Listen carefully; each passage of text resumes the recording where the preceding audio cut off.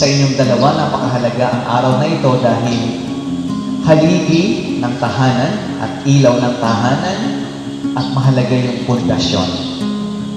Paano ba nagsimula ang inyong pundasyon? Shadow in the dark. Nagkakilala kami ni Joyce, magka kami batchmate ng college. Then yung friends of friends yun. Then nagkikita kami lagi sa school. Ngayon, hindi ko alam kung anong nararamdaman ko. Masaya, excited, medyo kinakabahan. Nagkakilala kasi kami nung college.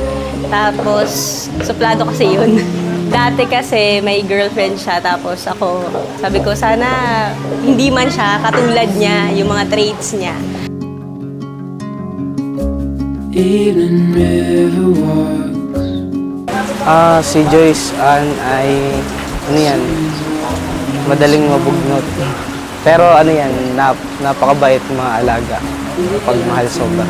Then, lumipas ang ilang taon, parang nangyari na lang na nagkausap ulit kami hanggang sa naging mag-boyfriend-girlfriend na kami. Sure as a new sunrise, and as white as the moon is at night.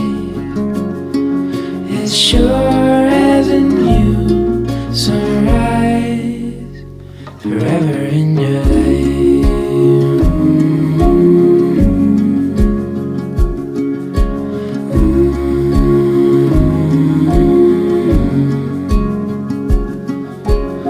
Ang pinagsama ng Diyos ay huwag paghiwalayin ng tao.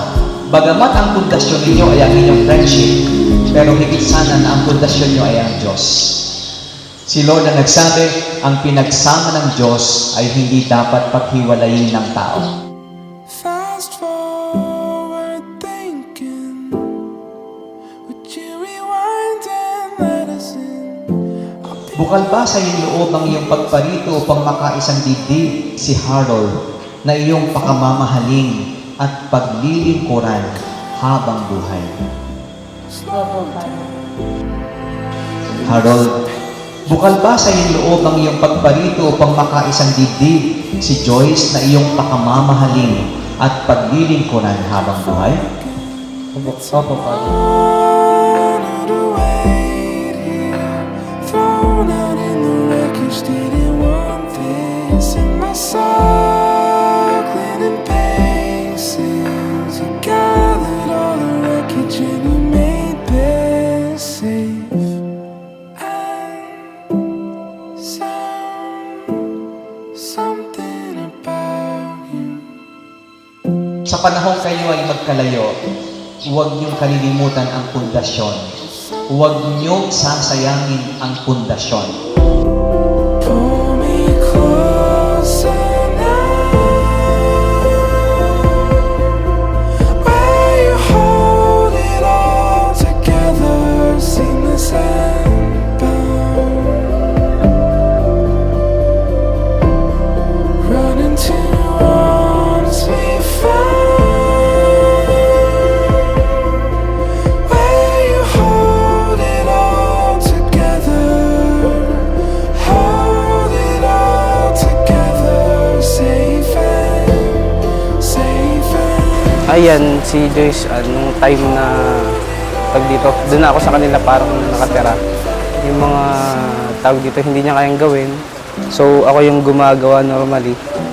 Then, yun, hanggang sa, yung papa niya kasi dati nagkasakit. Then, kami yung parang naging sandalan din ni Joyce para malagpasan niya yung ganong pagsubok.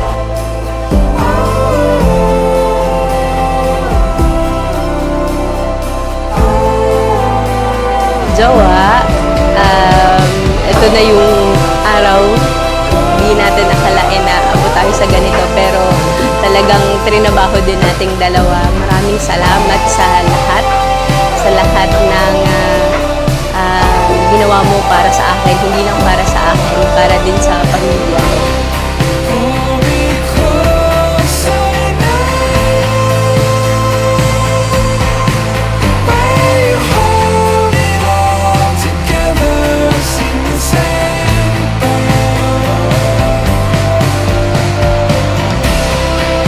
Joyce and Jowa, yun. So, ito na yung pinakahihintay nating araw. So, yun. Congrats sa ating dalawa. Yun. Pakabait lang tayo. Then, gawin natin yung best natin para maging maayos na mag-asawa. Love you. Nagpapasalamat ako kay Lord kasi ikaw yung binigay niya sa akin. At ayun, sana ay tayo ay bilang mag-asawa ay lalo pang magwahalan at mas mahalin natin yung isa't isa. And I love you. Ating palakpakan si Harold at Joyce Ann Elaine sa kanilang piling magsama habang buhay.